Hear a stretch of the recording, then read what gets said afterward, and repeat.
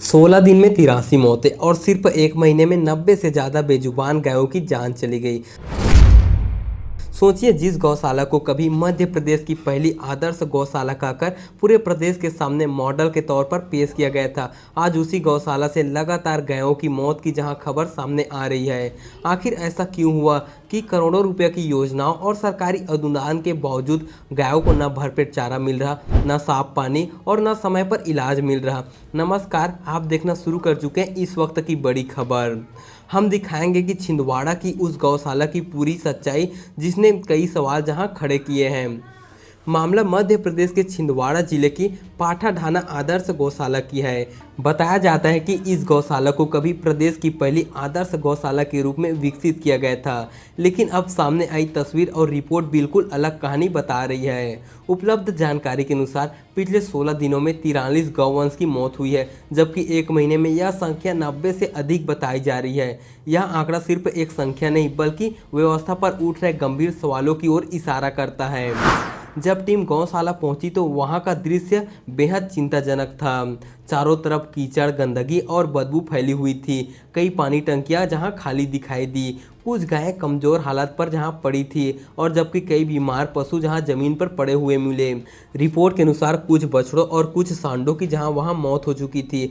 मौतों की खबर सामने आने के बाद परिसर में कुछ जगहों पर मुरुम डालकर हालत सुधारने की कोशिश की गई, लेकिन सवाल यह है कि क्या यह स्थायी समाधान है। एक समय इस गौशाला में गोबर और गौमूत्र से जैविक उत्पाद बनाने की योजना शुरू की गई थी। इसके लिए मशीन भी लगाई गई थी, लेकिन अब वह मशीनें जहां जंग खाकर बेकार पड़ी है। जिस परियोजना को आत्मनिर्भर का मॉडल बताया गया था, अब वह उपेक्षा की तस्वीर बन चुकी है। नगर निगम की रिकॉर्ड के अनुसार यहाँ कई कर्मचारी की तैनाती है, लेकिन निरीक्षण के दौरान केवल एक सुपरवाइजर और एक कर्मचारी ही मिले।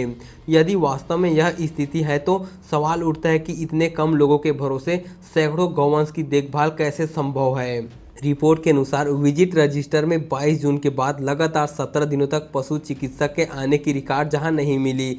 इसी दौरान कई पशु बीमार हालत में जहां मरे भी थे। जब इस बारे में पशु चिकित्सक से सवाल पूछा गया तो उनका कहना था कि 1-2 दिन के अंदर वह गौशाला आते हैं और कभी कभी विजिट रजिस्टर में एंट्री करना भूल जाते हैं। साथ ही उन्होंने कहा कि उन्हें किसी भी गंभीर पशु की जहां सूचना नहीं मिली थी।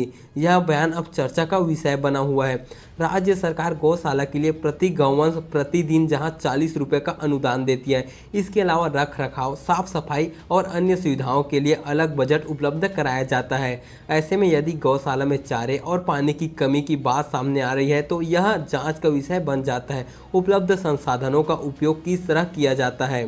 पशुपालन विभाग के अधिकारी का कहना है कि पशु चिकित्सक को नियमित रूप से गौशाला का निरीक्षण करना चाहिए। यदि ऐसा नहीं हुआ तो कारण बताओ नोटिस जारी किया जाएगा और जवाब के आधार पर आगे की कार्रवाई की जाएगी। वहीं नगर निगम के आयुक्त ने गौशाला का निरीक्षण कर घास विकसित करने, भूसा उपलब्ध कराने और साफ सफाई सुधारने के जहां निर्देश दिए।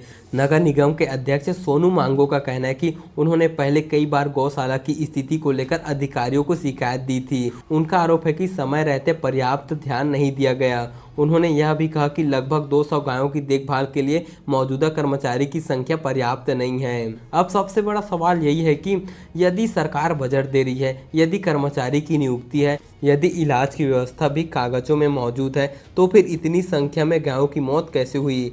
क्या इसकी निष्पक्ष जांच होगी? क्या यदि कहीं लापरवाही हुई है तो जिम्मेदारी तय होगी, या फिर यह मामला कुछ दिनों में चर्चा बनकर रह जाएगा। इन सवालों के जवाब आने वाले समय में जांच और प्रशासनिक कार्रवाई से ही मिलेंगे। आप इस पूरे मामले में क्या सोचते हैं? अपनी राय कमेंट में ज़रूर बताइए।